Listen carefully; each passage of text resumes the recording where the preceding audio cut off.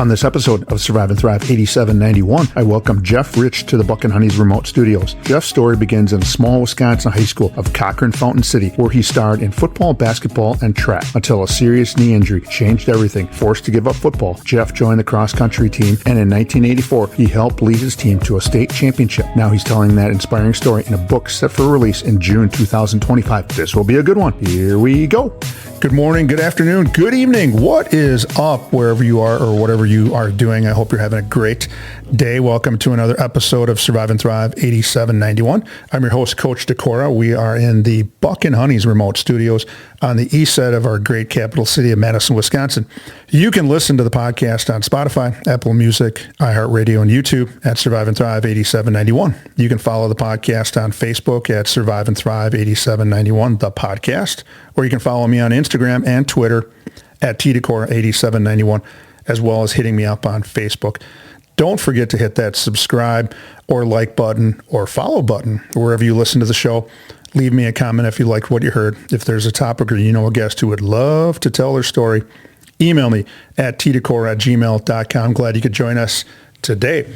Our mission is to share stories and conversations that make you cry, laugh, and think, stimulating emotions, creating laughter, and inspiring the mind. A new episode will air on Monday and Thursday morning featuring a wide range of guests. The podcast will touch on many subjects, such as, but not limited to, grief, loss of a loved one, recovery, professional setback, divorce, success despite challenges, etc., etc. Our guests will share how they learn to survive and thrive. Okay, this is where we get into our episode and guest intro. And I like to talk about the internet because it's kind of amazing and sometimes not. But according to the internet, and the internet is always right, correct, Jeff? Well, you have to be, make sure you don't believe everything on the internet, Tim, but I hope so. Yes. Well, in my house, I don't need the internet. I don't need Google. I don't need Alexa. I've got my wife, and she's always right. And that is true. That is true. According to an AI, that would be the artificial intelligence overview on the internet, playing high school sports offers numerous benefits, including improved physical health, enhanced academic performance, the development of valuable life skills, and positive social and emotional growth. These benefits extend to mental health, leadership, and a sense of community. Today, I welcome Jeff Rich to the Buck and Honey's remote studios. Raised in Buffalo City, Jeff went to CFC High School, that would be Cochrane-Fountain City, and is a proud Pirate where he was involved in a ton of activities. After high school, Jeff would take his talents to the Harvard of the Midwest, the University of Wisconsin-Platteville, where he would earn a degree in mechanical engineering. After wearing many hats throughout his professional career in engineering, he would eventually retire in 2019 from the Gunderson Health System, where he did some revolutionary work in the environmental program there that garnered international attention. Today, I'm so glad you could join us. Jeff Rich, what is up? Good to see you, Tim. It's been a long time. Good to see you. Yeah. Yes. You are back in the area today, and I'm glad this worked out. You're going to be going to kind of the south central part of the state and back to your wife's hometown of Hollandale, yes. Blanchardville area, yep. And you're going to go blast some turkeys. You try.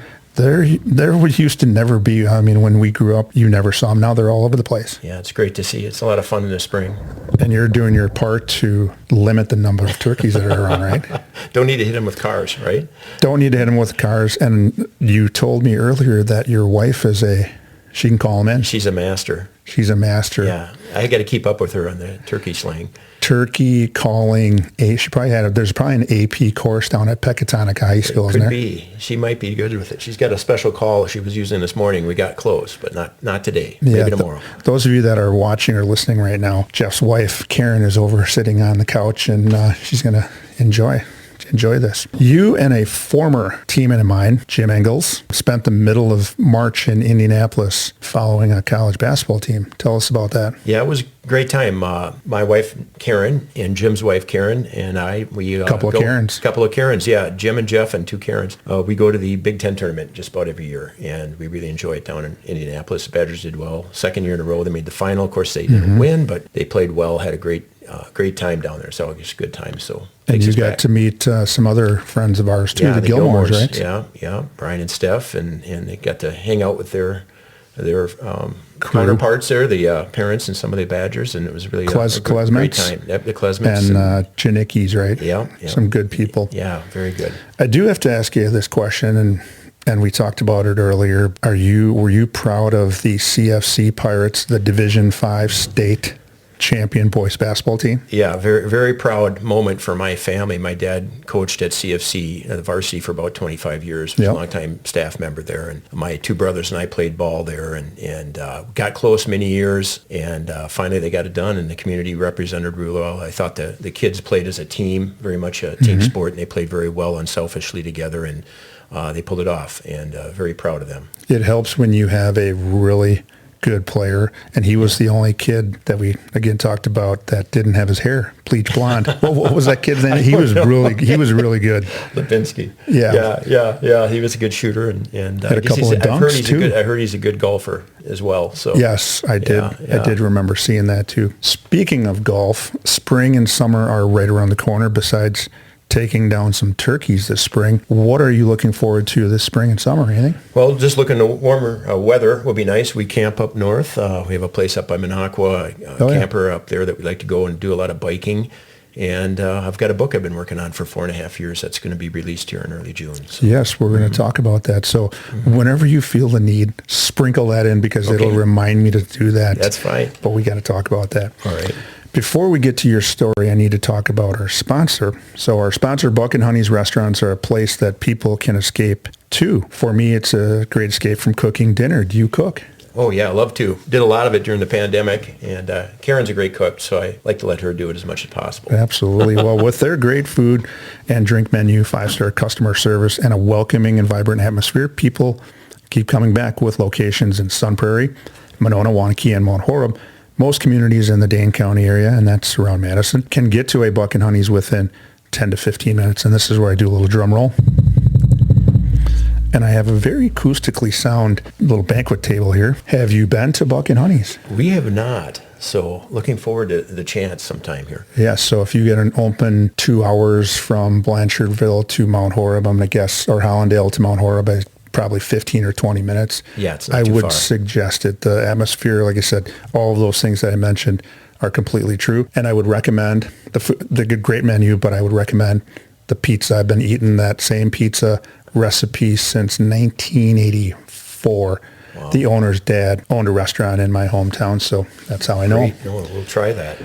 On the podcast, our guests follow the format for sharing their story like this. In segment 1, we talk about what was it like. So we'll hear a little bit of Jeff's history, what happened to get him on the podcast. And he's got really nothing that is too bad, but it sheds some light on high school and the impact athletics has. In segment 2, we continue to talk about what happened, because there's something that did happen in his high school career that would change the course of his life a little bit. And then we'll get into what it's like now and discuss Jeff's 5 suggestions for thriving. So what was it like and what happened? Segment 1, you grew up in Lancaster, and then your family would relocate to Buffalo County, and in particular Buffalo City and Cochrane-Fountain City, and all those little burbs that filter into CFC is north of La Crosse, correct? Correct, about an hour, yes. Okay. Tell our listeners who I'm not as familiar with that area either. What was life like growing up in Buffalo County? You get very familiar with wildlife and the outdoors.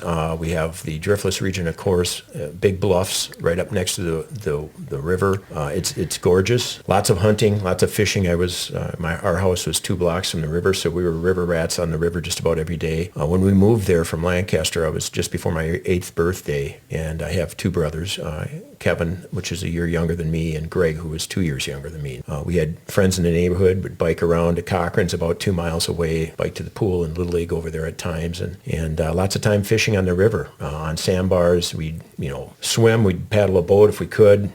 Later on, we had some cruddy old engines we'd try to repair to get out there, get stranded, and figure out a way back in. So duck hunting, fishing, turkey hunting eventually, right? As adults, we were able to do that, but lots of deer hunting and just outdoors. And of course, my dad being a coach for many years in basketball, football, track, and also baseball was a big part of our lives year round. So that's what it was like growing up there. Great place to grow up. Tough son of a guns, right? Anybody who grows up on the river, and I grew up on the Wisconsin River, so, but you also have to respect the Very river. Dangerous. Yeah, there was more than one event where a kid in town drowned and people get killed on the river. Unfortunately, sometimes not their fault, sometimes something they could have been smarter about. And yes, it was a different time back then too. We had lots of dairy farms, as you know, in Wisconsin, small family dairy farms. Probably half the kids went to high school were from dairy farms, and they were haying. The economy wasn't as good back then, so we were all working pretty hard, didn't have a lot of money, but didn't feel poor. Weren't necessarily poor by some standards, but it wasn't like today. It was definitely an environment where you knew hard work and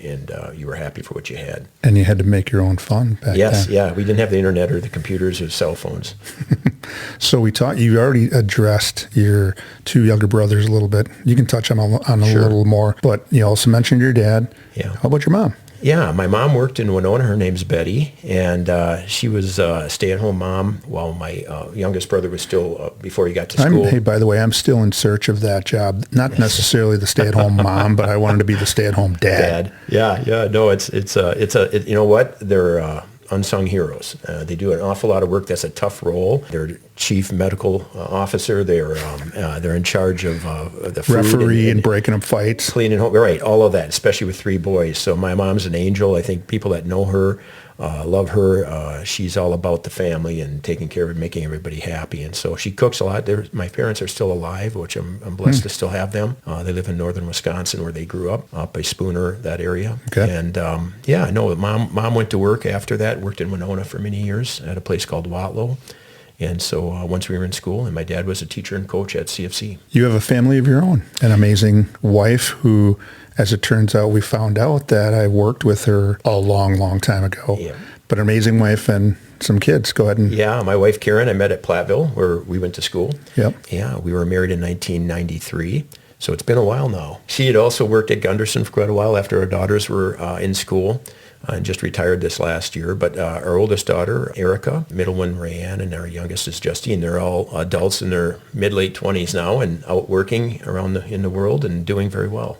And today you found out you're a dodo. I am a dodo. I did not know what that meant until today. I did not know what that meant until about 3 or 4 weeks ago. Dad of daughters only. CFC, Cochrane-Fountain City. I'm familiar with that because I spent my first 3 years in education teaching in a place called Hillsboro, and they often cross paths in either non-conference games or in the tournaments somewhere along the line or playoffs. You were in a ton of extracurricular activities, and that's kind of why we have you on the show today to talk about that. I also want to talk about the kind of the other side. Besides sports and athletics, what were you most proud of going in high school? Looking back, I guess I was a good student, a very good student. Valedictorian. Yeah, I was. And I was able to go on and eventually get an engineering degree, which is not an easy thing to do. I was involved in a lot of community things. I went to Badger Boys State, student government. Junior year usually? Yep, junior year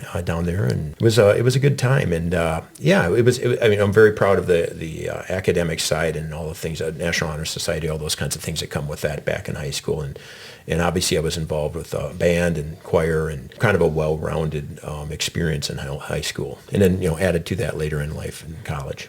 I had a guest on here, and you might recognize the name. Brady Ewing was in the seat you were in. He played for the Falcons a couple of years and the Jaguars. Yeah. And he grew up in Richland Center, and he said he would go to basketball practice and then grab a bologna sandwich from his bag, and he'd walk to the other end of the school, and he was in the play. And I just found that hard to believe that this high-end athlete did it all. But when you're in a small school, you have to do it all. I think that's one of the best benefits of growing up in a small high school is that they need you in everything you feel needed. You're into everything. I mean, if you want to be, you can be in anything you want to be because they don't have the numbers, and it's a great way to really, I think, build a well-rounded human being is that you have all these different experiences and you can gravitate to the things that you really like and really want to develop. Exactly. After high school, you would attend the University of Wisconsin Platteville. What was the lure? It sounds like you had your stuff together academically, so I'm going to guess that there was a pull there. What was it? Was it academically? Yeah. We had a recruiter come talk at our high school and meet several of us. Our guidance counselor at the time was saying, hey, you might be good. You're good with math and science. You might fit in engineering. And I had a couple of my classmates that were also good and decided to go to Platteville. So we went down there together. And one of them is one of the subjects in my book, actually. And it was a good experience. It took me 5 years to get through at Platteville. Engineering's not easy, and I had to work. No, it's while I was not. there. I was pretty much broke most of the time. That was a great place. None of our kids went there. We tried to encourage each one of them to try, and they decided to go elsewhere. And there's some other great schools too, but we really enjoyed our time at Platteville. Got to see the early years of Bo Ryan down there. Yeah, of course, you you did. got to play for him, and some of my friends did, and I just had a great experience there. Now, in your bio that you sent, you talked about during college, you wrote a history of the downtown buildings in Platteville. And then I think you were maybe trying to earn some kind of award or grant or something. Tell us about that. Yeah, actually, my friend who I talked about that went down there with me, one of them, Scott Adler, and I worked for the city on basically a work program. You could get some money and kind of help pay for school that way. And so we worked for the city of Platteville. One of the things they were trying to do is get registered on the National Registry of Historical Places, and that would qualify the community to then get some grant funding to help buildings restore themselves. So what I did is Scott and I worked on that for a summer, and basically went to the library and at UW Platteville, the Carmen Library, and did a lot of research. I researched all the buildings, the history, who owned them, what were some interesting historical facts about each building, what they were originally doing, their purpose throughout the last 100 and whatever years. Put a volume together that the Chamber of Commerce used for a long time. I have no idea if it still exists, but I basically went through just about all the old buildings in the downtown there and kind of gave a little short history of each of them. So sometimes I ask questions that I think the guest or somebody driving in a car right now. Coach Sikora talked about a grant or an award. Did you guys end up getting anything from that? Yeah, they did it eventually after they this did? time. Yeah, Okay. They ended up getting on, I believe, this was after I was out of college, I believe, that they did actually qualify. It's a several-year process, I believe.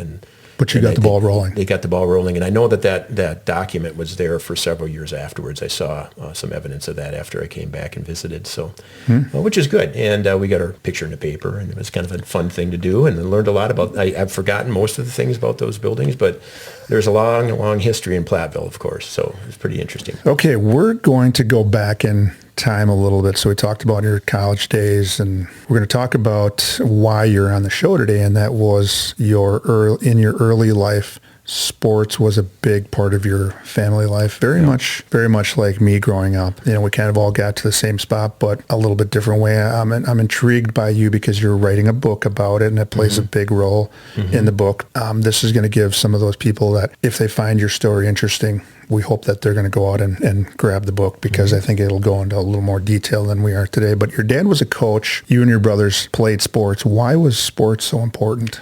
Yeah, I think, my dad got into education, I think enjoyed sports, and my mom too. My mom went to Cumberland High School, by the way. A guy named John Shell, you might be familiar with that name, was her classmate. In 65, they got third place as a small school at the state back when it was one division. So mom was around it too. But dad got into coaching at Lancaster, at junior high and JV. Had some really good mentors there. He got the head job at CFC, which is why we ended up moving up there. When you're growing up as a coach's son, and I know you've been around the sport long enough, you just start to assimilate this from a very early age. Osmosis starts working. And I was like, when I was 2 years old, I had a football in my hand, a basketball in my hand, I'm at glove the court on the other size. hand. Yeah, you saw Bo's kids at Platteville right on the court. That's the kind of thing I had. I had the chance, and my brothers too, to be managers in elementary school for the football and basketball team, in the huddle, in the locker room, seeing this happen. And you just start to emulate the athletes you're trying to pursue and be the best you can be. And it's not, and I remember my dad saying it to mom too, it's like, you can do whatever you want. You don't have to even play basketball. You can wrestle if you want or do whatever. But when you see that example growing up, it just kind of becomes who you are.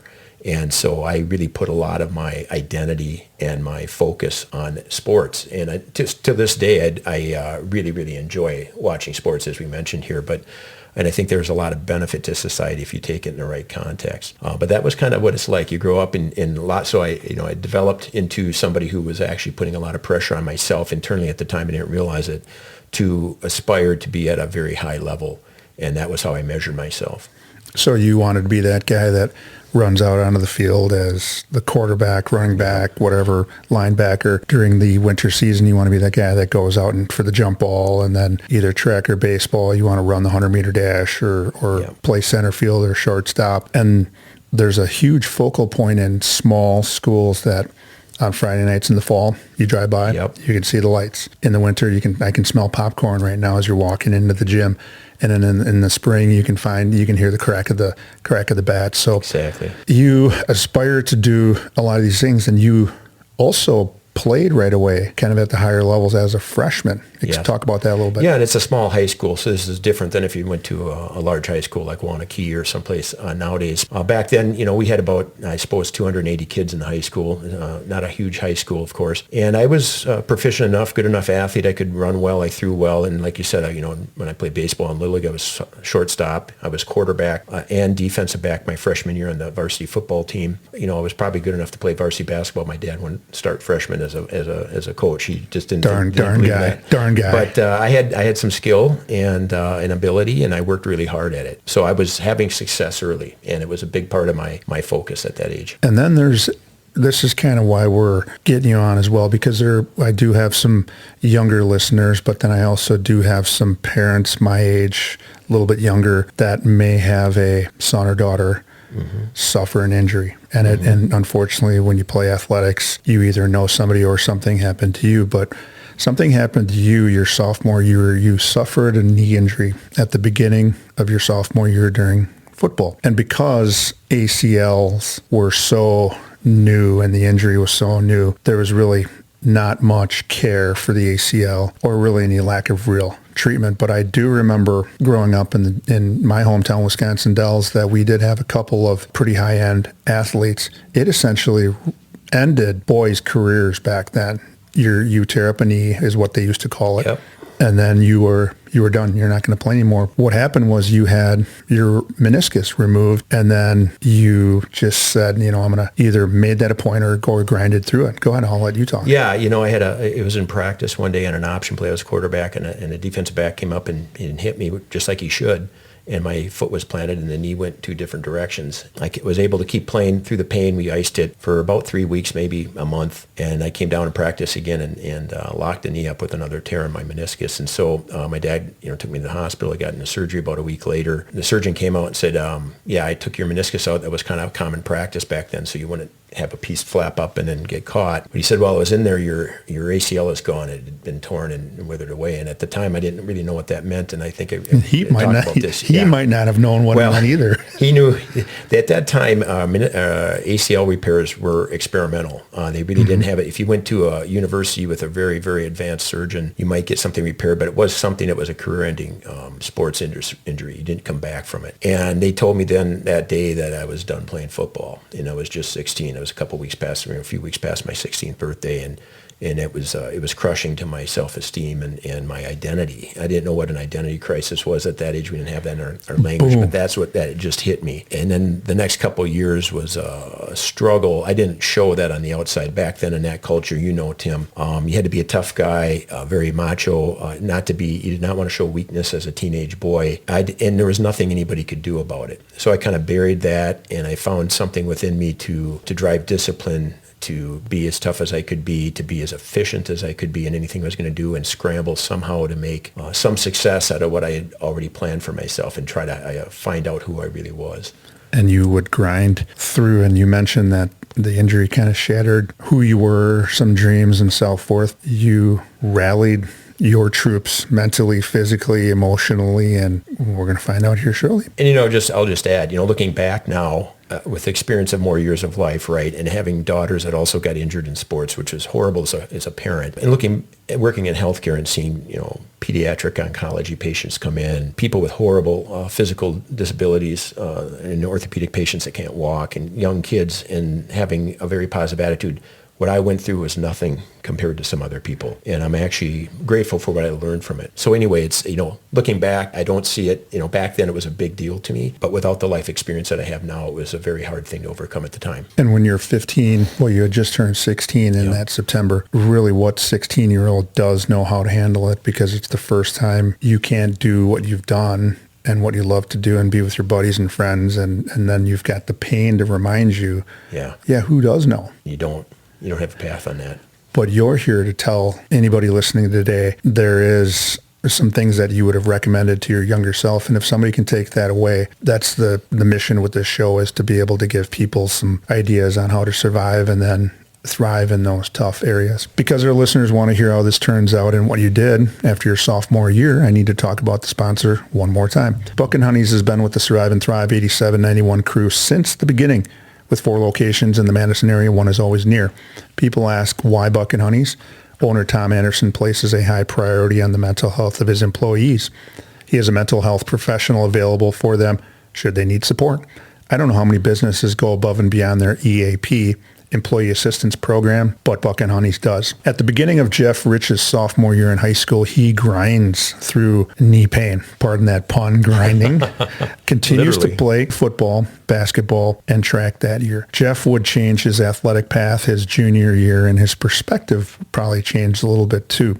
In segment 2, you'll hear what happened and how Jeff was able to survive and thrive after a possible career-ending knee injury. Please stay tuned. Don't change that dial. You're not going to want to miss segment 2 of Survive and Thrive 8791. We will be back. If you, a loved one, or someone you know is experiencing a physical, mental, or emotional crisis, there is help and resources out there. Contact NAMI, the National Alliance on Mental Illness Helpline, at 1-800-950-6264. This is a free service providing information, resource referrals, and support to people living with a mental illness, their family, providers, and the public. United Way 211 is available 24/7, 365 and offers free confidential assistance. They connect people with the local programs and services that can help. Dial 211. Emergency Crisis Services, dial 911. The Suicide Prevention Lifeline, dial 988. To connect via web, chat visit suicidepreventionlifeline.org. Along with those numbers, there is help. You just need to say 3 words. I need help. Now, back to the show. We are back. Welcome back to segment 2 of Survive and Thrive 8791. I'm your host, Coach Tim Decora. The podcast is where I feature guests who share their story in hopes of helping others who may be struggling with what life throws at them. Jeff Rich is here today to share his story about what high school sports has done for him. He suffered an injury that changed the course of his life, and he's also going to share how he chose to cope and deal with some of the things that came his way because of the injury. And he hopes his story will help other student athletes who might be in a similar situation survive and thrive just like he did in high school. Since the show has a mental health component, after that injury and you're grinding through your injury, what was your mental health like? You know, the 2 common things we hear with mental health now is usually anxiety and depression, and then there's some even grief and trauma. But what were you thinking and feeling? Well, I get into the book and on this a little bit, and I talk about adversity a lot in the book, but I went through the stages of grief, and I didn't know that was happening, but I was angry at first. I was in denial. I wanted to be that guy that I thought I was going to be any way possible. And so I struggled internally with that, and it was, I locked down on discipline, did everything I could do to be proficient, whether it was basketball, free throw shooting, was shooting more than anybody else, working harder than anybody else, being in position, being that coach on the floor, being the guy that could really, play the perfect game for what I had with my physical limitation. And I'd had a really good leg before that. I was quick, I could jump well, and my strongest limb was gone. And then I had a big knee brace on, the Lenox Hill brace like Joe Namath wore. It was a big steel contraption, and hit it as best I could. A lot of my teammates looked back, and after I wrote the book, a couple of them told me, I think even my brothers didn't really realize how much pain I was. And it would always go out on me in practice. You'd be icing at night, elevating every night. It was, during the season, it was bad. And then even when I ran, it hurt, but it didn't hurt like that did when I was playing basketball. I shouldn't have been playing basketball. But I just tried to bury that. And the culture of the time, I was trying not to remind myself that I was damaged. I did not want to think that was the case, and tried to show that wasn't the case externally. Did you turn to anybody in particular, turn to others to help you cope with what was going on? I'm sure my parents would have talked to me had I talked about it or asked to talk about it. Back then, we didn't do these kinds of things too much. I think our society is more open to discussing and getting some of this stuff out. I don't know that there was anything anybody could do other than just to vent the frustration. I mean, there was no surgical technique at the time that was going to fix me. My parents would have done anything to help me. I know at the time it wasn't their fault. ended up coping well with it, but I could have talked probably more, just got some of those feelings out a bit more maybe and been okay with that. But eventually, and the book goes there, and I talk about adversity a lot, and some of my teammates that were going through adversity at the time too in different ways. Eventually, this path that we ended up on was the thing that kind of took me out of that and helped me feel whole again. Did you start to notice any change in your demeanor that started to make you feel a little bit better? Yeah, winning a little bit. Later on, having some success in something that I didn't anticipate. And because I thought the road path that I was on was blocked, I could not have the success and get out and become excellent in the things that I'd hoped to be excellent in. You want to go maybe play someplace? Yeah, football? I was hoping to play. I was a pretty good defensive back. I was fast. I had a natural knack for it, and I was a decent basketball player too. But I wasn't the biggest, 6'1". I wasn't like going to be a 6'8" inside guy or anything. And I thought football was my path forward in college at a pretty high level. I thought that's what my goal was, and I never really find out. I'm blessed that it actually went down the path it did, and I look back at it as a blessing, not a curse. I've talked with some older guests that I've had on, similar to our age, maybe a little bit older, a little bit younger, but we all lived, I think, back in the 70s, 80s. That code of silence, that we rub some dirt on it, or we don't talk about it, or don't cry, or if you want to cry, I'll give you something to cry about. Yeah. You come back for your junior year, you decide to give cross country a try. Tell us how that changed pardon the pun, the course. And this was totally unexpected, and the book gets into why the genesis in my book is of this cross-country team that developed at CFC that ended up having decades of really great success under a coach named Gary Brown. And his son was having a hard time, too, going through adversity. It wasn't an injury. It was other thing that I won't get into here. And he was 14, and he asked his dad to coach a cross-country team, wanted an alternative. And this is when the high school, like a lot of small high schools, was dropping some of their sports programs. CFC dropped baseball that year. They'd attempted to have a cross-country team in the late 70s. It had been dropped. The school budget, with the farmers losing their farms and property tax issues, they just could not support the budget anymore. So the Booster Club offered to pay $500. Mark Brown's dad, Gary, decided to volunteer, and we strung together a handful of guys, including myself, and had no idea that we'd be any good with this team. We didn't even know what cross-country really was, didn't know how it was scored, how the meets would be. We liked to run, but we thought we were just average runners, and it turned out to be something very special, a Cinderella story. I had some success with it. I had to transform myself. I had to learn to be a pretty good middle-distance runner, and I think I did my part. I hope I did my part. But the other guys, and one of the things I learned was when we go through adversity in life, not to withdraw and go but look for others, get your head up. There's usually an opportunity you're missing. Life's telling you something. If one door closes, find that other door that's open. And then a lot of times we can work through it better when there's other people around us helping us work through it. And these guys did that for me. I don't think they knew they were doing that for me, but they did that for me. Yeah, you talked about the scoring and not knowing, and I had to learn this too because I had a really good friend of mine that ran cross country back about that time.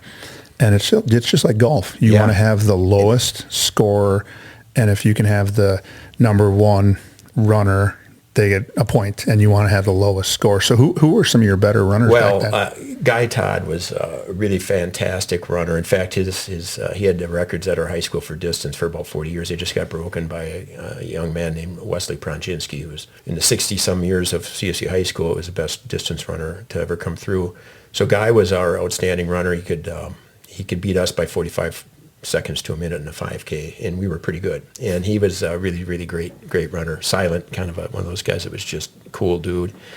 And we talk about him, but then what we found out, though, and what's so great about cross country that I've learned is it's a humble sport, and your least is your most. Your number 5 runner, your top 5 runners count, and like you said, Tim, in golf, you want that low score. So whether you win or lose as a team is your 5th runner that day determines whether you win or lose as a team. So you have to have 5 really good runners, or you could have the 4 best runners in the state and not make it past the sectional if your 5th runner is just not very good.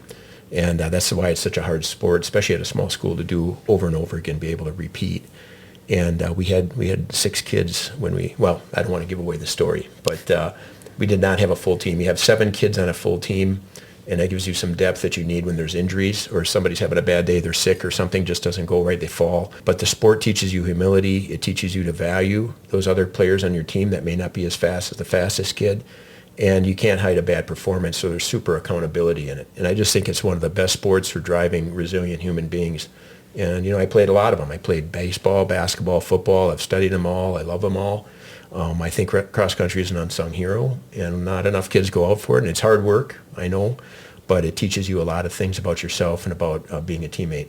And you were probably in the best shape of your life back then. We were in darn good shape. Yeah, I can tell you our body fat, our coach measured us a number of times. It was down around 6-7%. We could eat anything and would never gain a pound. And when we were running in the season, we were just constantly famished. And yeah, we were in excellent shape. I think when I look at food, I gain weight. I do too now. Yes. All right. You were asking for my shirt size. It's like, yeah, it's an extra large now. It's not skinny anymore. Okay, so. I've been waiting to say this line for about the last 10 minutes. Okay. I'm like, Jeff, would you just be quiet so I can say this line? Go ahead. Sorry. What comes to mind when I say this? 1984.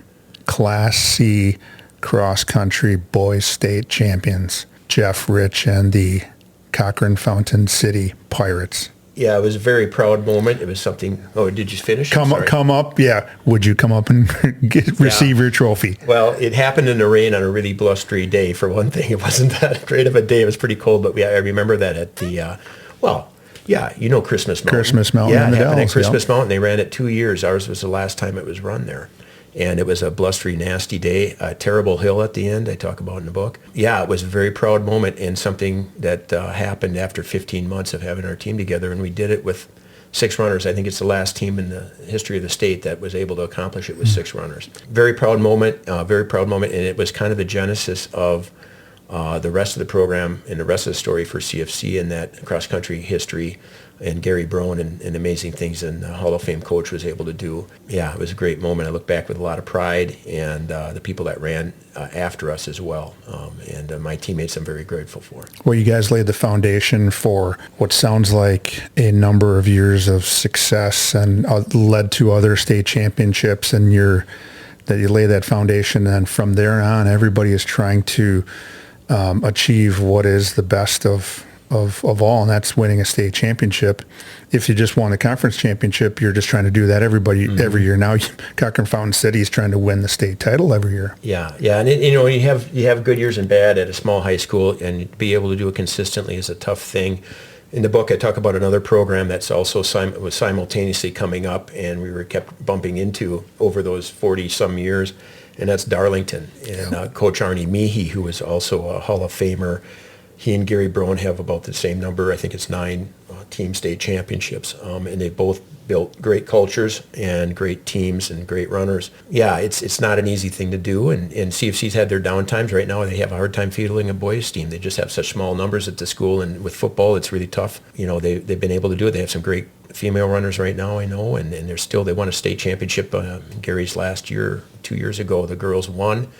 And both the individual boy and individual girl state champ are from CFC. That's the first time that's ever happened. Yeah, there was a beginning. It was the genesis of a program and a kind of a legacy there. That was a kind of a neat thing to be a part of too. We didn't know it at the time. It was just our high school's first state championship back then for a team. How do you think the state championship shaped the rest of your life?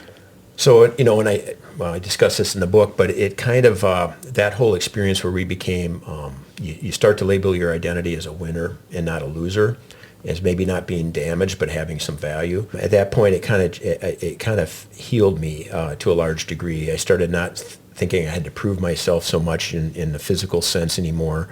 And it validated that I had some worth in my eyes, not necessarily somebody else's eyes, but how I felt about myself. And then I was able to move on. Now, it didn't completely go away. I still had these visions of playing football, even for a while after that in college. I knew that was not what I needed to do to be okay with myself. I was out of balance, obviously, with my priorities at that time internally as far as thinking about how I thought about sports versus the rest of life and everything else that's going on. Sports being a model to help you with the rest of life. But I would never have been a state champion had I not hurt my knee. I know that. And so that experience, being with that team, being able to work through adversity, find a new opportunity, and have them help me get to this accomplishment was something that I've used now going forward, both from that point on in my professional career and other parts of my life. When you're confronted with adversity, there's usually an opportunity there. How can I look outside of myself to see where I can gain help, where I can work together? Maybe I can help somebody else stop worrying about my own problem. Maybe somebody else is in worse shape. Be grateful for what I have, and what can I do to help them with their adversity? Yeah, it's just amazing how things work out. I think you sound like a guy that no matter what you would have done, whether it's throwing darts or bowling, and in this case, you lost the dream of playing maybe high-level college football, and you went over to the cross-country team and really helped them win a state championship. So all of these life and athletic experiences have led to something very special, and this is where we're going to touch on. So tell us what you have in store for June coming up here. Yeah, we're going to be releasing a book named Driftless Run, and it's play on words at different points in this time period. We were all driftless in who we were and kind of how we came together. It follows the sport of cross country, the beginning of CFC's program for several years, and the beginning of Darlington's road to excellence through Arnie Meehy, which kind of, again, are contemporary, these two coaches over their 40-year horizon.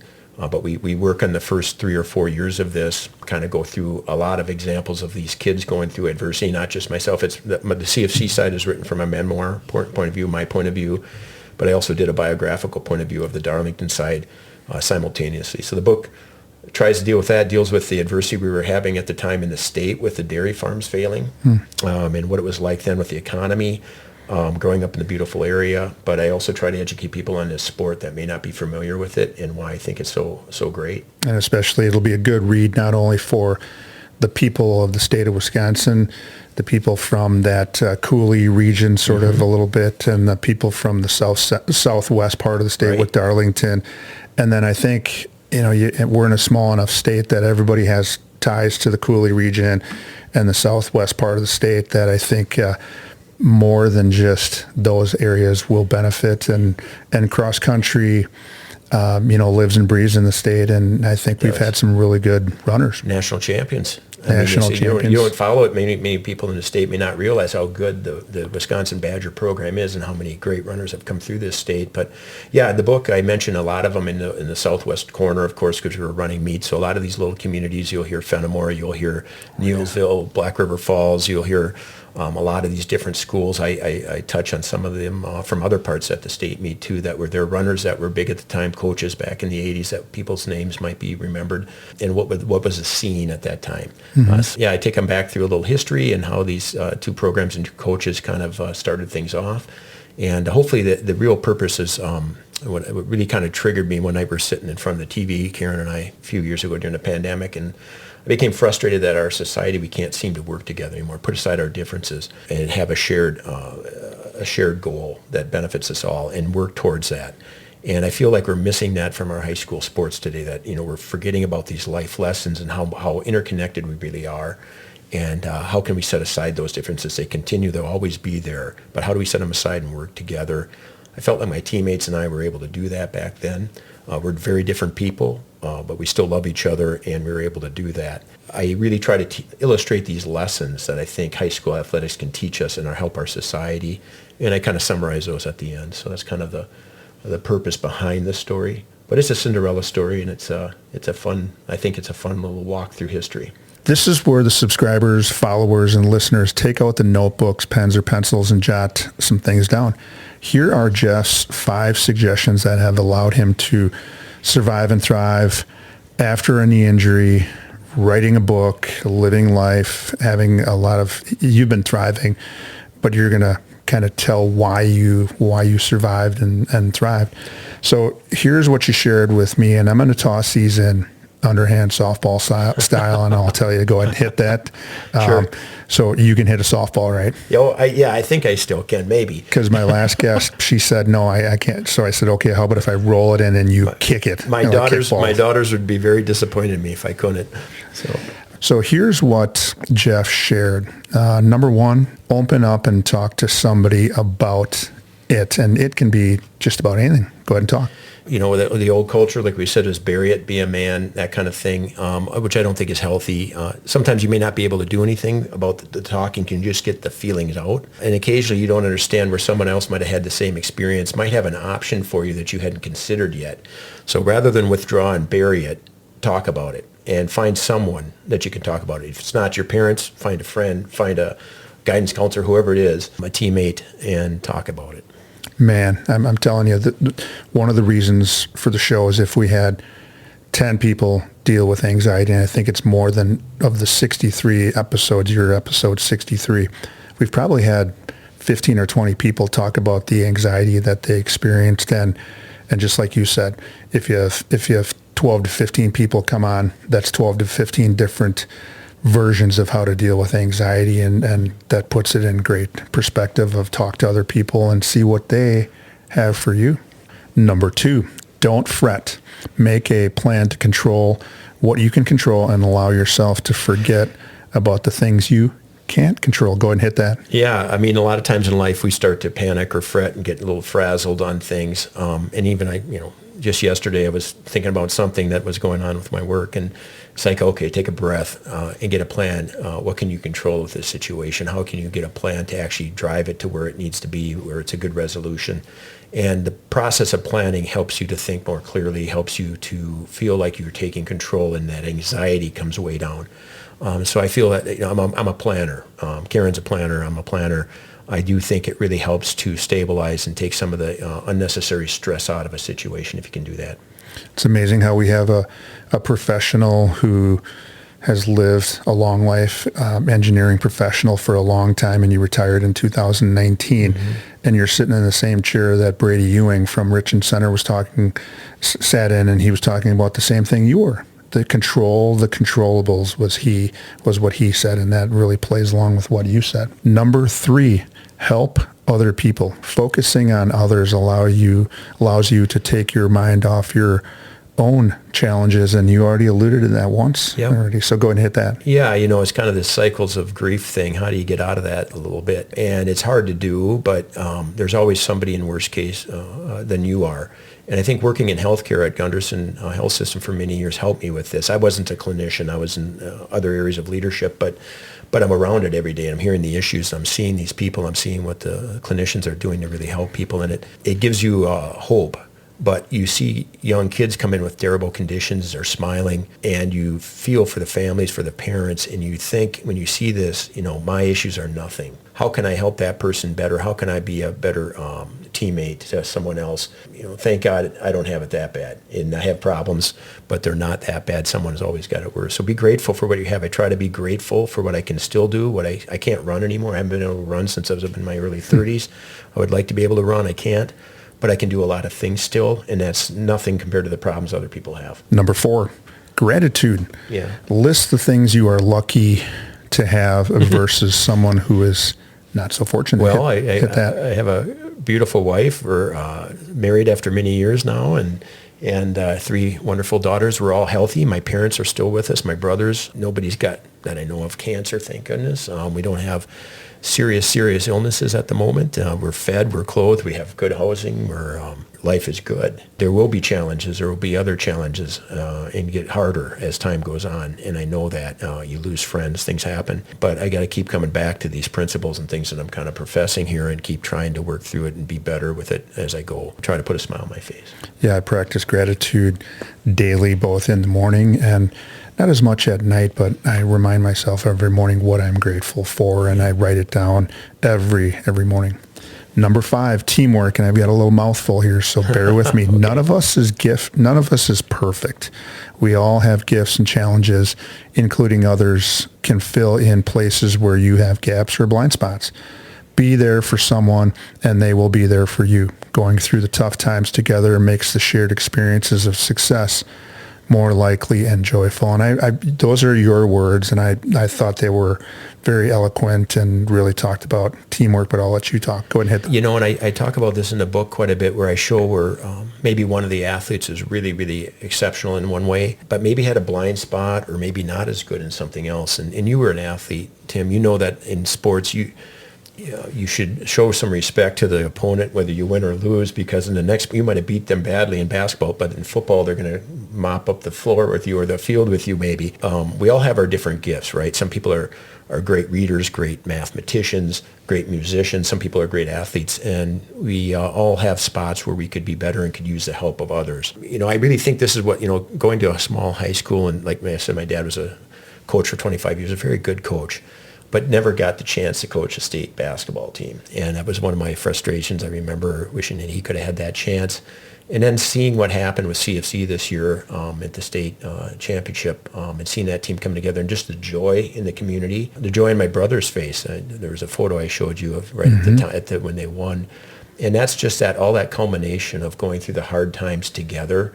And in that moment when everything does go right is just truly special. But doing it together, the good and the bad, and being together is a very important aspect that I think sometimes we're missing with the sports nowadays. I wish we'd feel that more. After you've talked about your dad some, I'm thinking your dad was probably a little competitive, and I wish I would have had an opportunity to coach a team. But you know what? I'm darn glad that these guys won it. He was probably their number one fan. They were.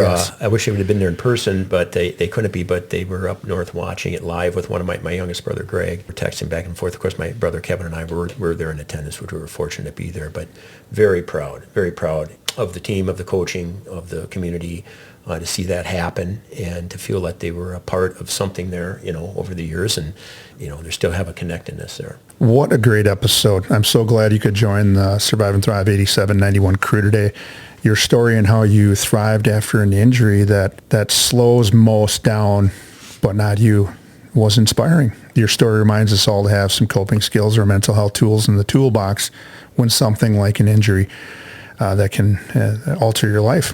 Despite what happened over your young life, you didn't let that slow you down. You survived and thrived. Our call to action. Jeff Rich just shared his story on what it's like to grow up when an injury occurs. And he grinded through it and changed his past some and picked up a different sport and had success beyond his wildest dreams. Here are Jeff's 5 suggestions to thrive. Open up and talk to somebody about it. Don't fret. Number 3, help other people. Number 4, show some gratitude or have gratitude. And number 5, teamwork, relying on everybody else. Final thoughts as we close another great episode of Survive and Thrive 8791. Are there any final thoughts, Jeff? Yeah, I mean, I'd like to thank some folks, obviously, that were key in helping me through that time, and then still today, my parents, Dick and Betty, and my wife, Karen, and my daughters. Gary Brown, my coach from back in those days, my teammates, and Arnie Meehue, who's the coach at Darlington, a longtime coach, and he has become a very close friend as well, and somebody that inspires me. So, no, thank you, Tim. Appreciate it. I think you're doing a great thing with this podcast. We can all learn